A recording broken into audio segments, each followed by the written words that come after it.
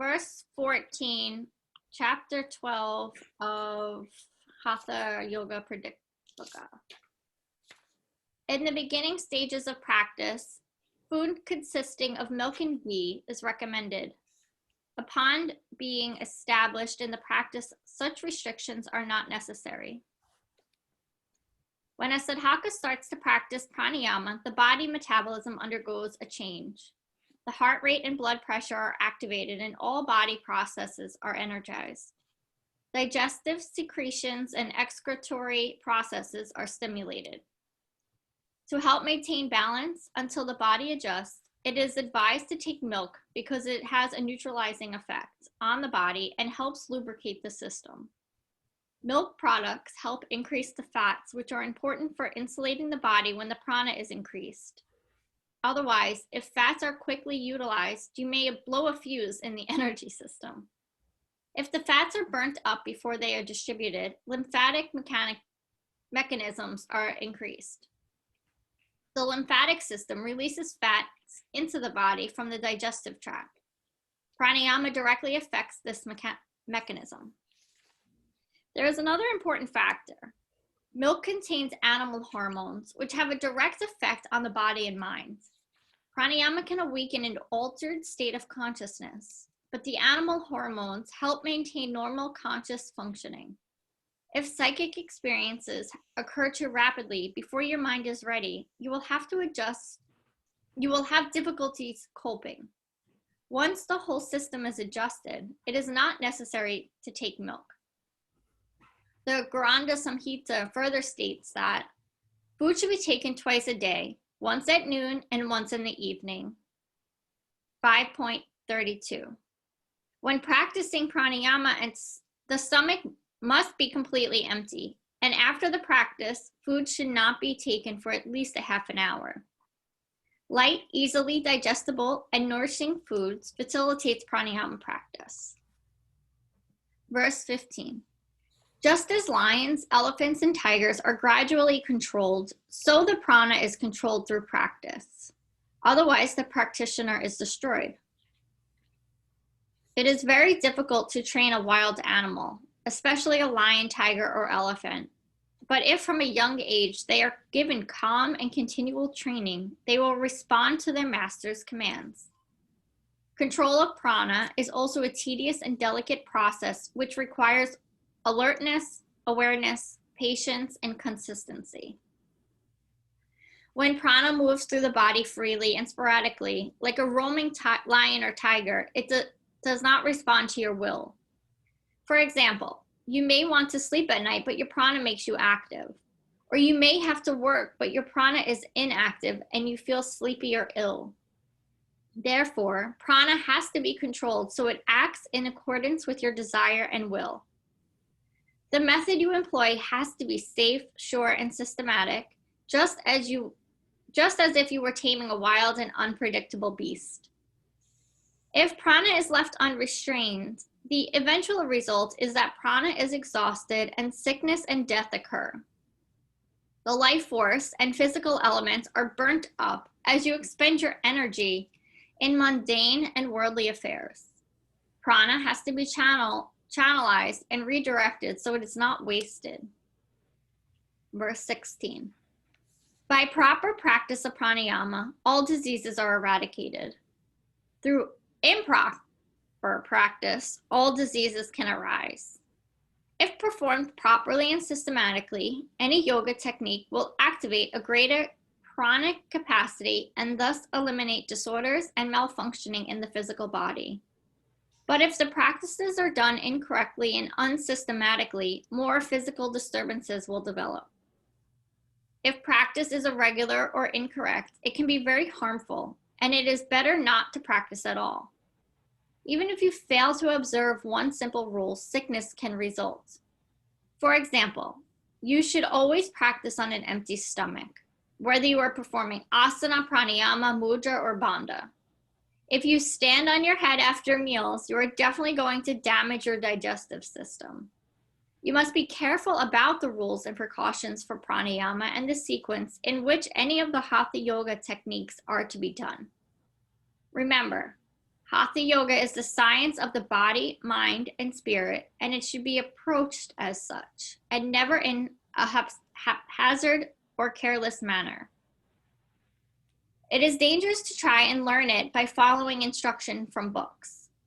For harmonious development, you must have the guidance of a teacher with comprehensive knowledge of yoga and enough sensitivity to recognize what your individual needs are. Verse 17. Hiccups, asthma, coughs, headaches, ear and eye pain, and various other diseases are due to disturbances of the vital air. The processes of respiration, digestion, and assimilation are the outcome of the harmonious interaction of the pancha pranas, or vital airs. If the prana vayu between the throat and diaphragm is disturbed, various symptoms will manifest. These include hiccups, wheezing, coughs, headaches, and pain in the ears and eyes. I feel like my prana is being disturbed right now. I want to yawn. I feel like my body keeps making me yawn. If disturbance or imbalance between prana and apana is not rectified, then various symptoms, complexes, and ailments of the respiratory and upper digestive system will manifest. These include migraine, headache, indigestion, and hyperacidity, asthma, and infections of the ears, nose, and throat. These diseases may become chronic, and medicines fail to give lasting relief unless the underlying disturbance in the prana vayu is corrected. The vayu should skillfully, verse 18, the vayu should skillfully be inhaled, exhaled, and retained so that perfection or siddhi is attained. When pranayama is performed correctly and systematically in the proper proportion and in a steady sitting position, prana is channeled into the higher brain centers, which are responsible for greater psychic capacity. Nothing can ever be attained by just inhaling and exhaling in any fashion, as we do all the time. The word yuktam is used repeatedly in this verse to emphasize the necessity of precision. Just as an engineer who works with precision becomes perfect in his profession, in the same way, the sadhaka who practices pranayama precisely and systematically develops physical, mental, and psychic perfection or siddhi. That felt like a Dr. Seuss book with all the P's there. Yeah. Verse 19-20. When the nadis are purified, there are external symptoms. Success is definite when the body becomes thin and glows. When one is able to hold the vayu according to one's will, the digestive power increases. With the nadis purified, thus the inner sound or nada awakens and one is free from disease. Purification of the nadis means the Shakti can flow through the body unhindered, just as a light bulb glows with the flow of electric current, positive and negative ions. The body emits radiance from the flow of positive and negative Shakti. The stronger the flow, the brighter the glow. When you practice Hatha Yoga, there will be visible changes in your physical appearance, in the nature of hunger and thirst, in the frequency of urination and evacuation, in the quality or smell of perspiration, in the structure of the body related to the accumulations of fats, etc., in the quality of voice, in the quality of thoughts and meditation, and also in the quality of sleep. When other forms of yoga are practiced, such as bhakti, karma, and jnana yoga, the indications are different. When there is thinness of the body due to practice of Hatha Yoga, it does not mean you are reduced to skin and bone. It means the body becomes firm and without excess fat. Increase of digestive power does not mean you become ravenously hungry and eat excessively. It means you have greater capacity to assimilate food and utilize the nutrients. In fact, when there is pranic awakening, the urge to eat decreases as prana is absorbed directly from the cosmos. As you further practice, as you proceed further in the practice of hatha yoga, you develop control over the prana, and the symptoms that manifest represent the awakening of kundalini and psychic experiences. By increasing the Shakti in every chakra, you develop mental and psychic capacity, and your consciousness can move freely in the subtle realms of existence.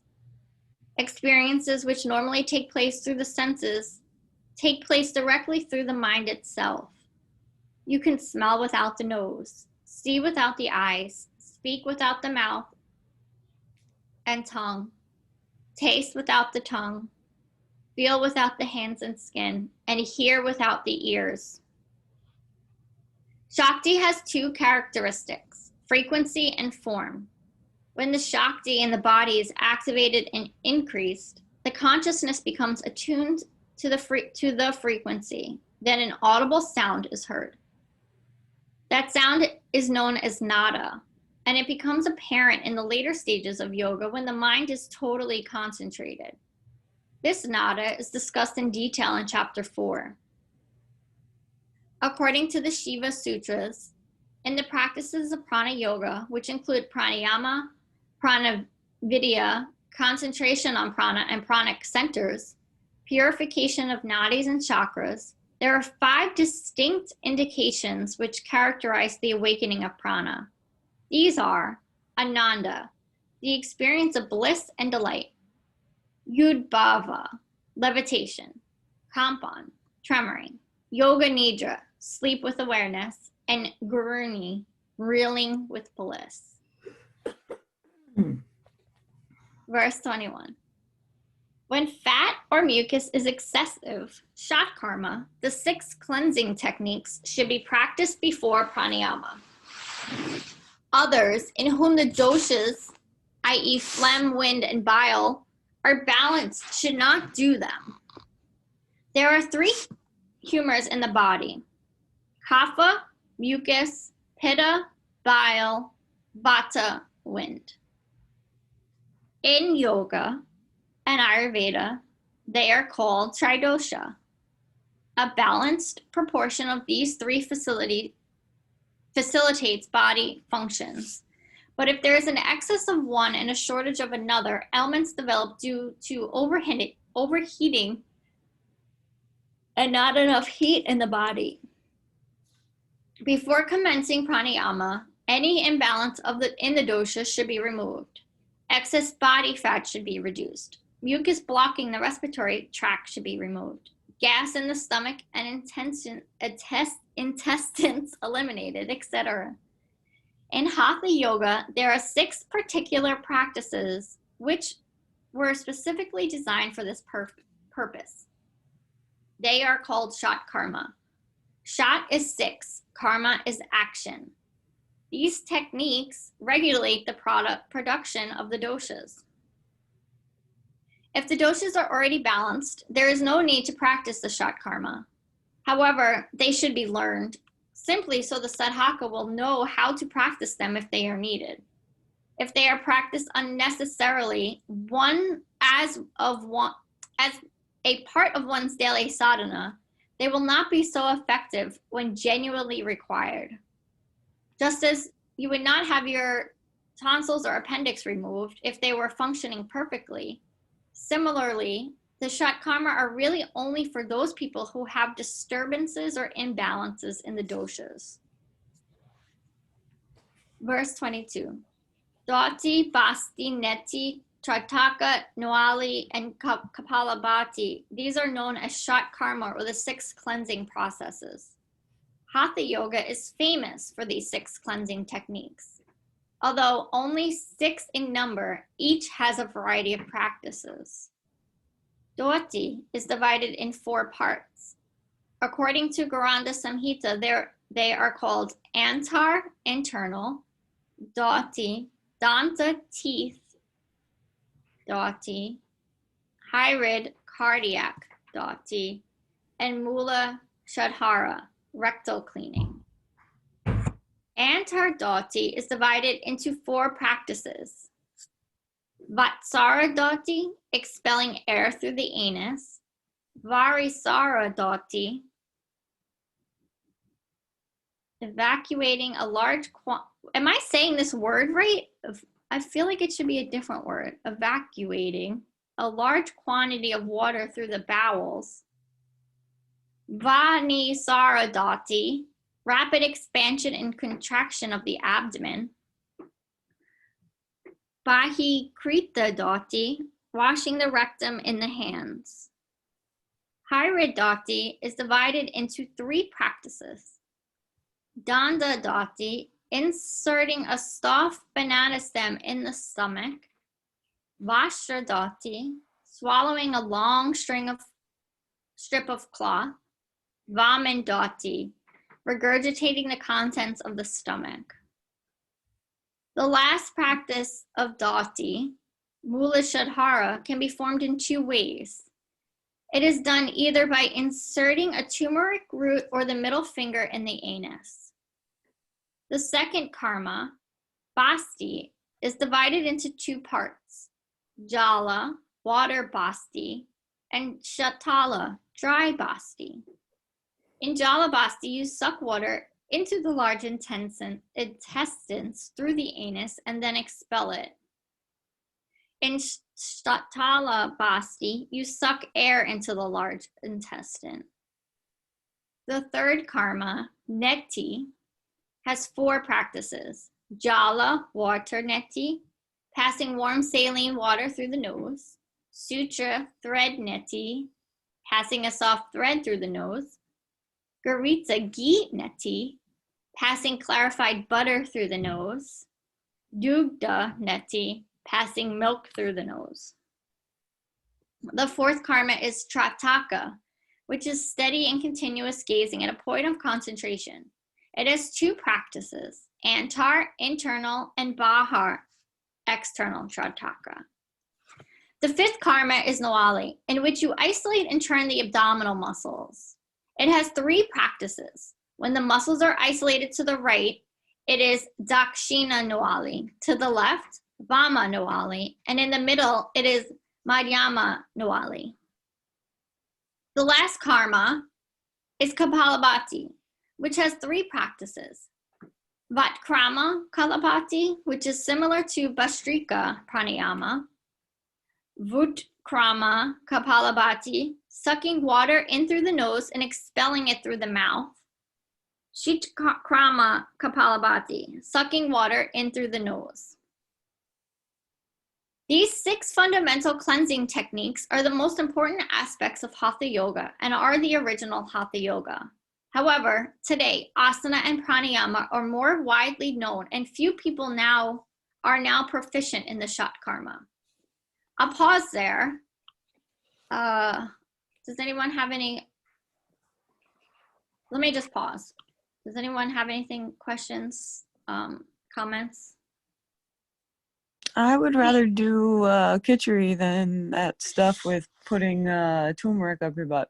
Yeah, no, I was being very judgmental while I was reading that. I was not being a nice yogi. Well, I mean, they say it's to, oh, sorry, go ahead. I was just thinking, this is there. So far as I know, with the exception of certain alleged a couple of health practices, we don't do any of this in the West. We don't do any of this. And in fact, I was going to ask if there are more everyday practices that are more common in the East, or were there more everyday practices more common in the East that would make this kind of thing more acceptable to people studying in the East, either now or a long time ago. So they said these weren't everyday practices unless you were in balance. No, I know, but there are certain things like you can, oh my gosh, I can't even think, I'm having a word gap problem. What is it? when you insert water in the anus in order to encourage bowel Oh, an movement. enema. An enema. So Yeah. people don't do enemas every day, but if there, it's not an uncommon practice, and it's still done, even though there's evidence that it probably depletes your body of certain minerals and nutrients that you really need, and it's like a last resort kind of thing.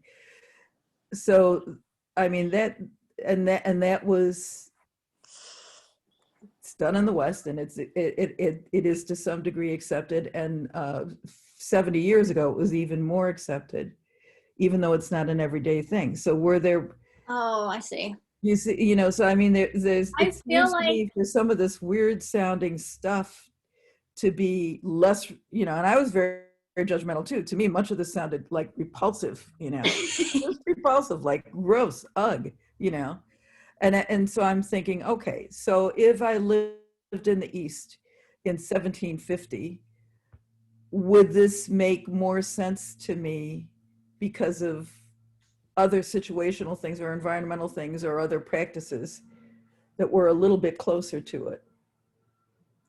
But I don't know. I don't know, but I know for my own self, who knows nothing, that I've learned how to do the neti with the neti pot. So the Yeah. water goes in and out and you clean here. So I've learned that through Amanda teacher training and her Ayurvedic workshop. And I occasionally do that while I'm cleansing. I don't do it all the time. And last time I did it, I was laughing at myself because there was literally water everywhere. I hadn't done it in a while and I had made such a mess. And I was like, why am I doing this to myself? The Nawali breath, I've had teachers I practice with that teach that here in America, but I don't do it very often because I would never do it by myself, and I don't practice with those teachers anymore. And the Kapalabhati, we practice here. Like there are teachers that teach that breath here. So we do some of those practices here. Yeah. By the way, Pam, Yeah. I have similar neti pot problems. So I do it in the shower.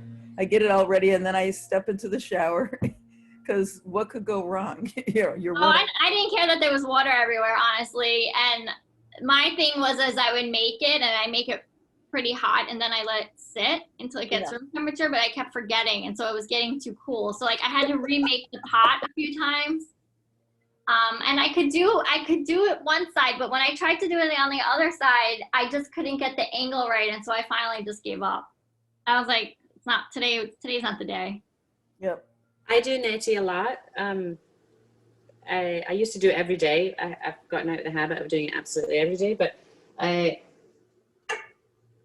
do it a lot. So if you tilt your head as you're putting it in one nostril and you tilt your head to that side, it comes out very easily. Yeah, I know. I was looking just at tilt. here. I just couldn't get that one angle. And then I wound up getting a little headache that evening. And I don't know if I was drowning myself or if it was like a caffeine because I was cleansing. So I'm not sure where the headache came from. Have you ever had a headache from it?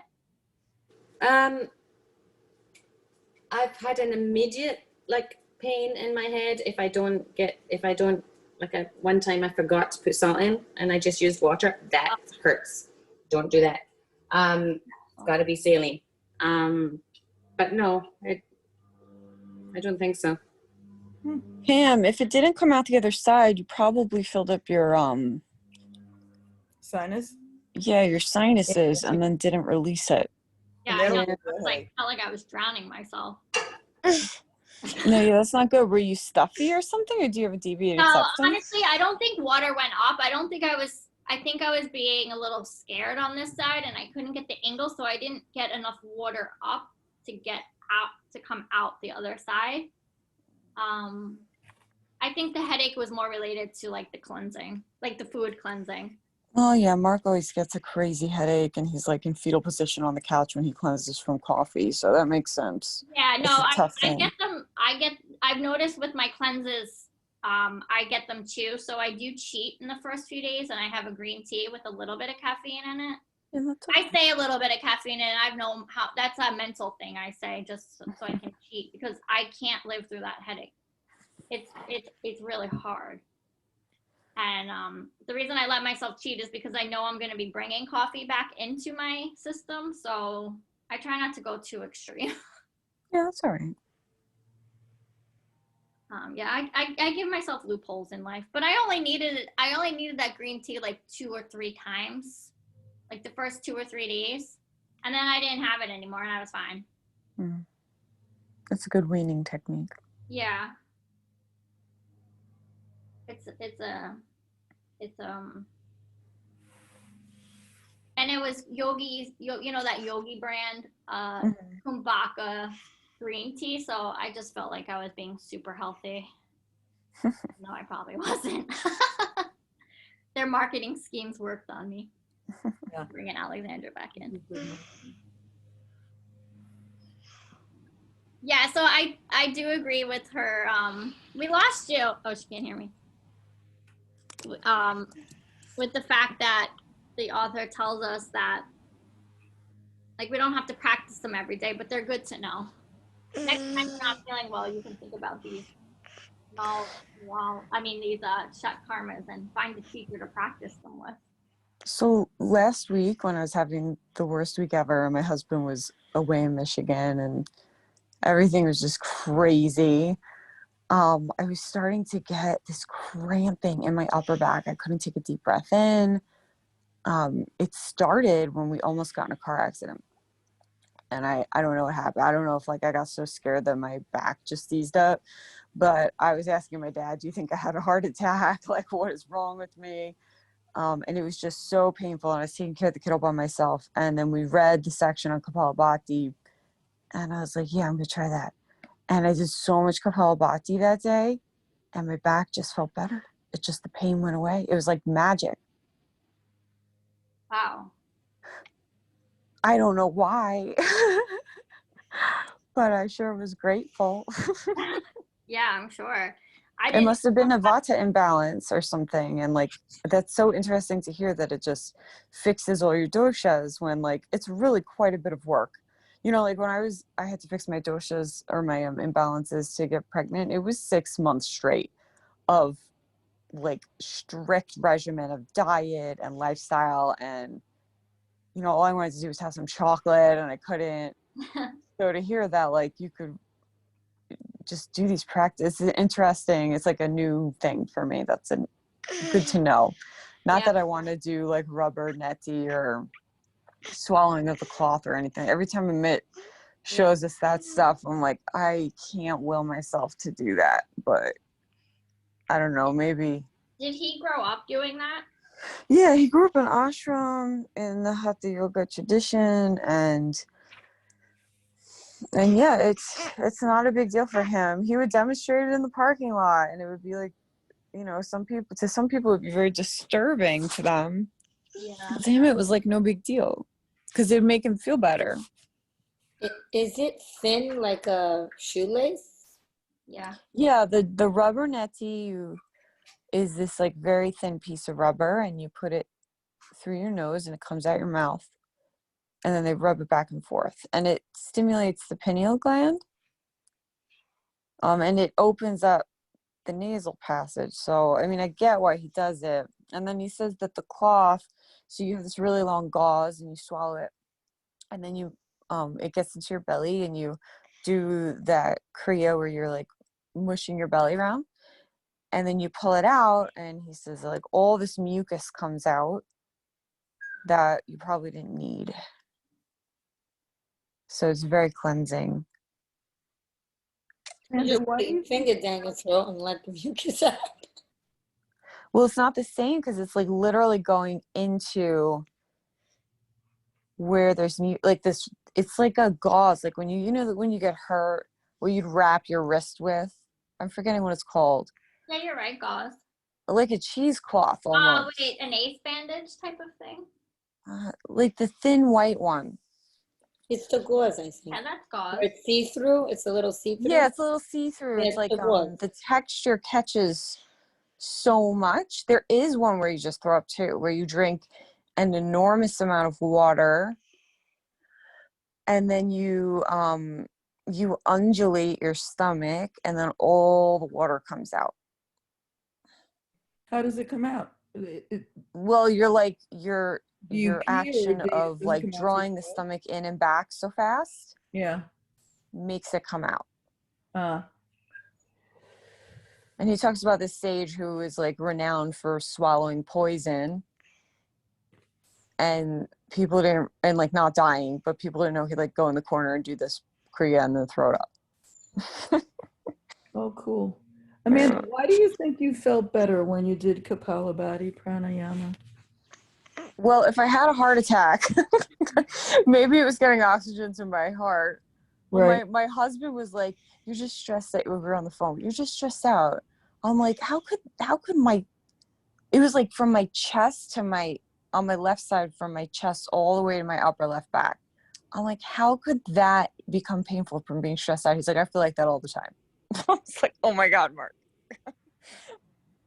That's terrible. Amanda, I've gotten a pain like that in my back too, quite recently, like twice.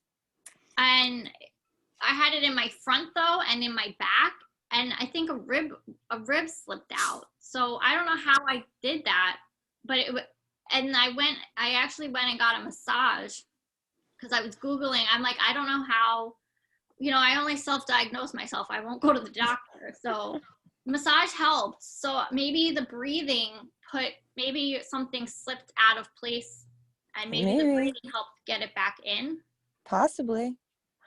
But it's also my vata is like, I was all by myself with the kid and working like from the day until the night nonstop. I even on Sunday ran teacher training online while I was watching Isabella. It was like, oh my God, so intense. And he was homesick and I was like cooking for all of them and cleaning, and like it was just so intense.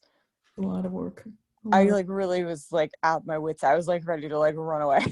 It was too much, and I think my vata just got so high, and vata can cause like muscle cramping, and it was in my lungs, it was in the place of air in my body. So I think that if it wasn't a heart attack, which if it was a heart attack I probably wouldn't feel this good right now. Honestly, yeah. And it could have been maybe something slipped out of place, and like doing that strengthened my abdomen and pulled it back into place too. But it also feel like it just like the anxiety associated with it went away.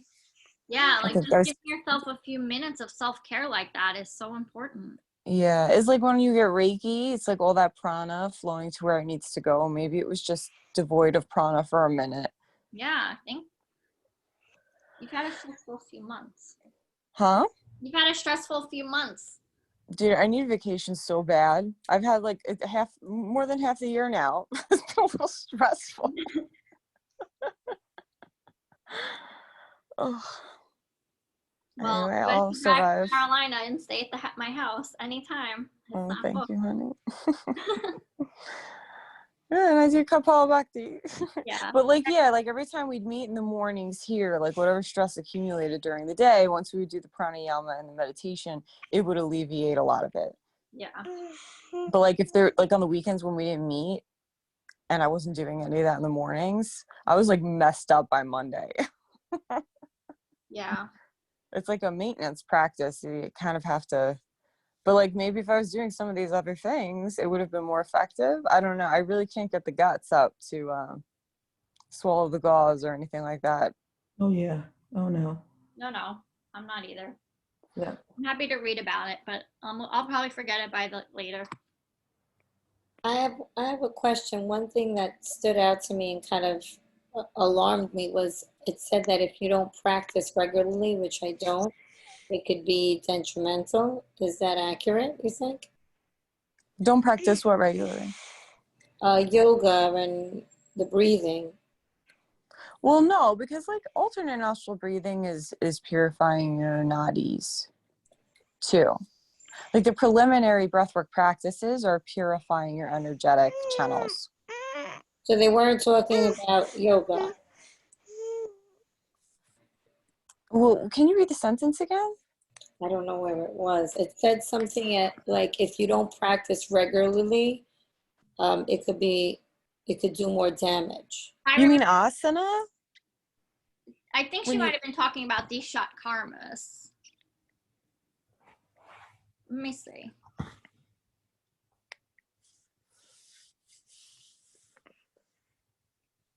We have to find where it said practice. Well, in verse 21, they talk about practice, but that's it. Don't do it unless you need it, kind of talking about practice. Amit was saying in ashram he would do all these things every morning. But they were also doing asana constantly and meditating and all that stuff and studying.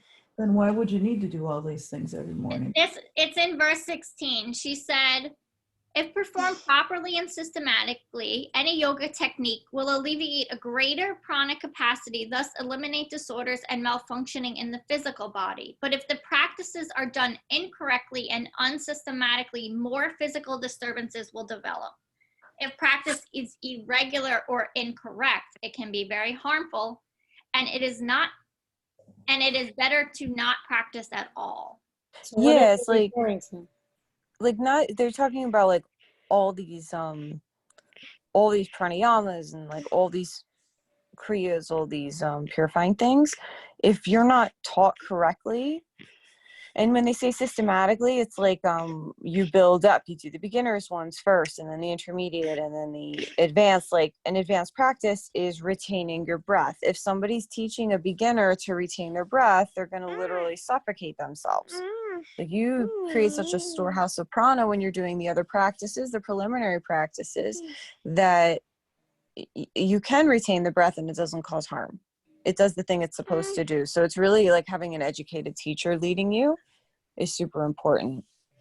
I think too, like if you are practicing yoga and you're a beginner and you go like twice in the first week, once in the second week, and then don't show up for 6 months, and then come back and take an advanced class because you've been practicing for 6 months. Like that's an irregular, like that you're gonna harm yourself because if you don't know what you're doing. So you have to like be honest with yourself. And be systematic and keep trying. But yeah, just doing it safely and as consistently as possible. All right, let's move into breath. It's 8:15. And then we'll set our timers. So setting up for alternate nostril breathing.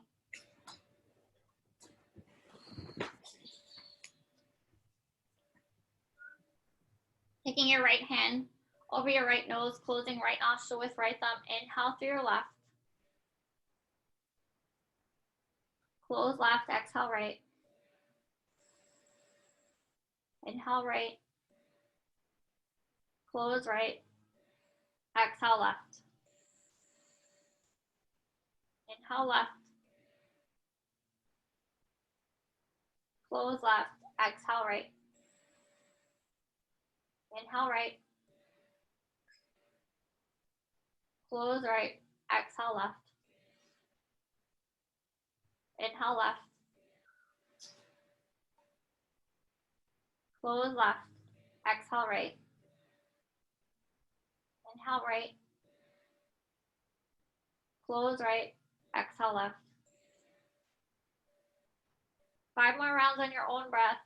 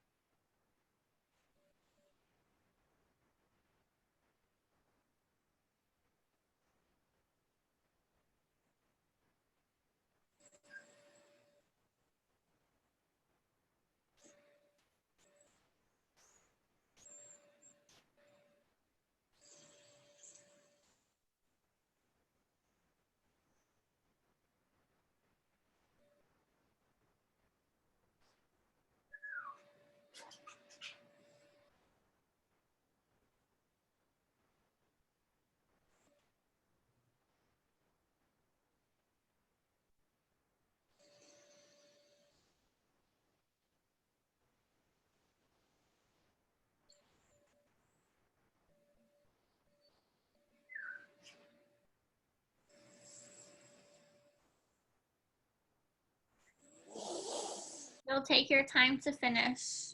Exhaling out through your left nostril. Gonna set the timer if you need to set your own timer. setting your intention.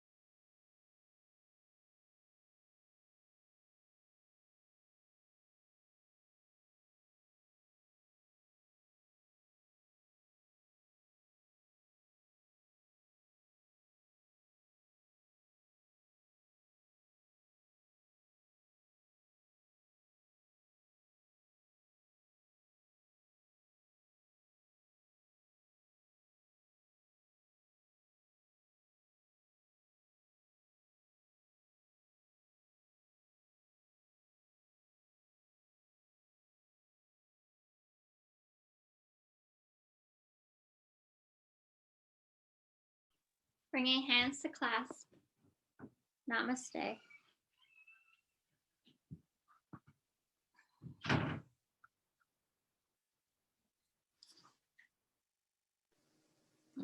Namaste. So nice to practice with you, Jackie, this morning. It's great. It was good to see you all. Yeah. Have a good day, everyone. You too. You too. Bye.